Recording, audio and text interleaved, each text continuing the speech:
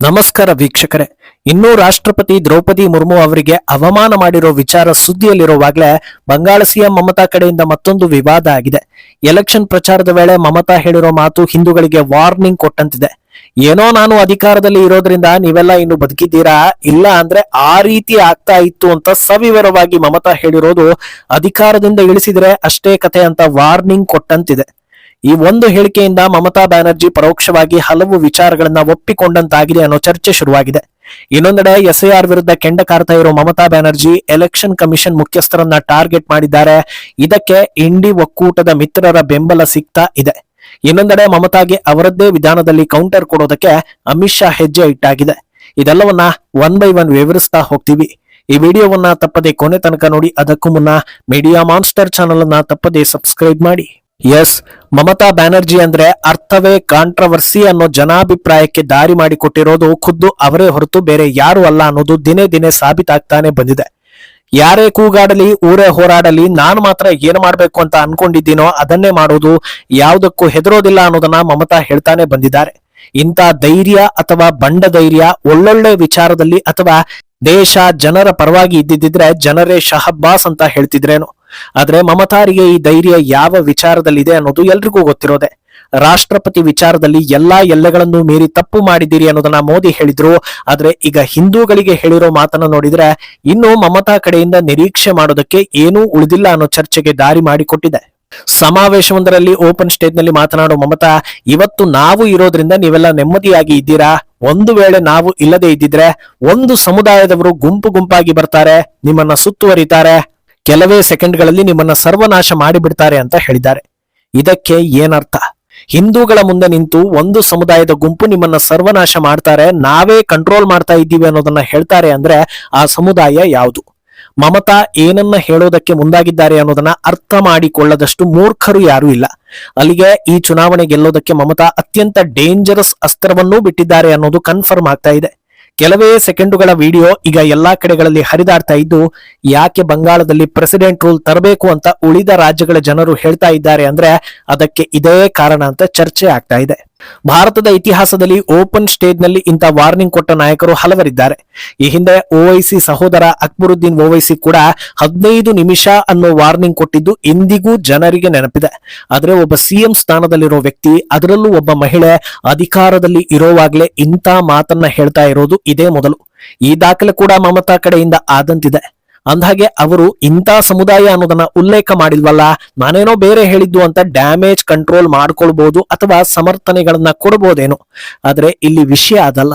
ಯಾರು ಯಾರನ್ನ ಗುಂಪುಗೂಡಿ ಬಂದು ನಾಶ ಮಾಡ್ತಾರೆ ಅನ್ನೋದು ಒಬ್ಬ ಸಿಎಂಗೆ ಗೊತ್ತಿದ್ರು ಆ ಹಂತಕರನ್ನ ಮಟ್ಟ ಹಾಕೋದನ್ನ ಬಿಟ್ಟು ನಾವಿದ್ರೆ ನೀವು ಸೇಫ್, ಇಲ್ಲ ಅಂದ್ರೆ ಅವರು ಬರ್ತಾರೆ ಅಂತ ಹೇಳೋದಾದ್ರೆ ದುಷ್ಕರ್ಮಿಗಳನ್ನ ತಮಗೆ ಬೇಕಾದಂತೆ ಬಳಸ್ಕೊಳ್ತಾ ಇರೋದು ಇವರೇ ಅಂತ ಆಯ್ತಲ್ಲ.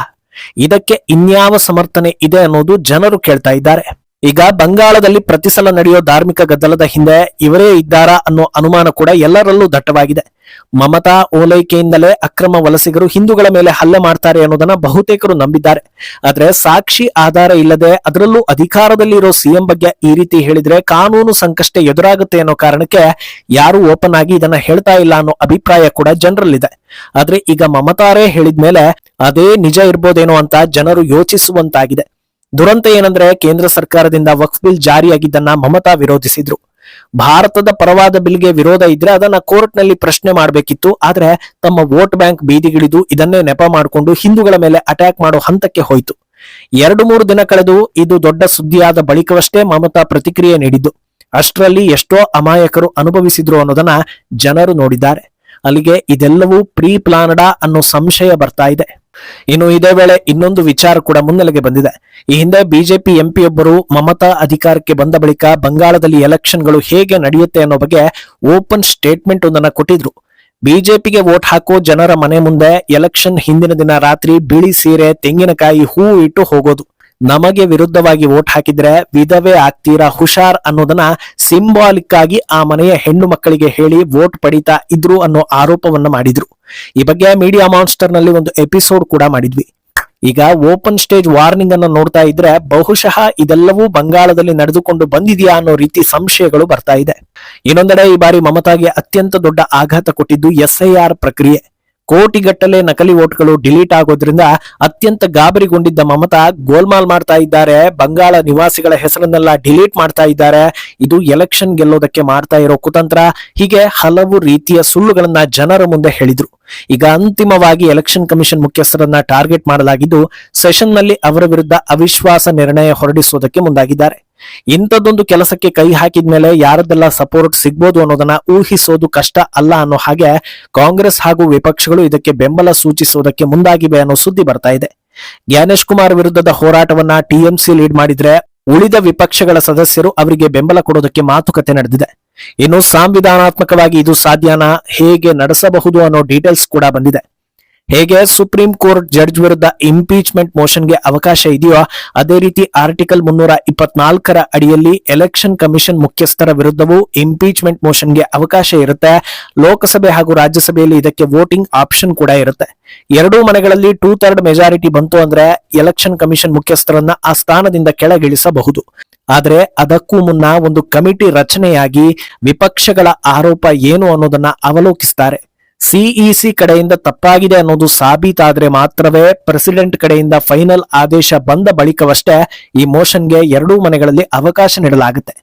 ಆದ್ರೆ ಒಂದು ವೇಳೆ ವೋಟಿಂಗ್ ತನಕ ಹೋಯ್ತು ಅಂತಲೇ ಇಟ್ಕೊಳ್ಳಿ, ಸದ್ಯದ ಪರಿಸ್ಥಿತಿಯಲ್ಲಿ ವಿಪಕ್ಷಗಳು ಗೆಲ್ಲೋದಕ್ಕೆ ಸಾಧ್ಯವೇ ಇಲ್ಲ ಅನ್ನೋದು ಕೂಡ ಅವರಿಗೂ ಗೊತ್ತಿದೆ. ಇಷ್ಟಾದ್ಮೇಲೂ ಯಾಕೆ ಈ ಉತ್ಸಾಹ ಅನ್ನೋ ಚರ್ಚೆ ನಡೀತಾ ಇದೆ. ನಿನ್ನೆ ಅಷ್ಟೇ ಸ್ಪೀಕರ್ ಓಂ ಬಿರ್ಲಾ ವಿರುದ್ಧ ಇಂಪೀಚ್ಮೆಂಟ್ ಮೋಷನ್ಗೆ ಅವಕಾಶವನ್ನ ಕೊಡಲಾಗಿತ್ತು. ಆದರೆ ಅದರ ಬಗ್ಗೆ ಚರ್ಚೆ ಮಾಡದೆ ಸುಮ್ಮನೆ ಬೇರೆ ಬೇರೆ ವಿಚಾರಗಳ ಬಗ್ಗೆ ಗಲಾಟೆ ತೆಗೆದು ಡೈವರ್ಟ್ ಮಾಡಲಾಯಿತು. ಈಗ ಜ್ಞಾನೇಶ್ ಕುಮಾರ್ ವಿಚಾರದಲ್ಲೂ ಹಾಗೆ ಮಾಡೋ ಸಾಧ್ಯತೆ ಕಾಣಿಸ್ತಾ ಇದೆ.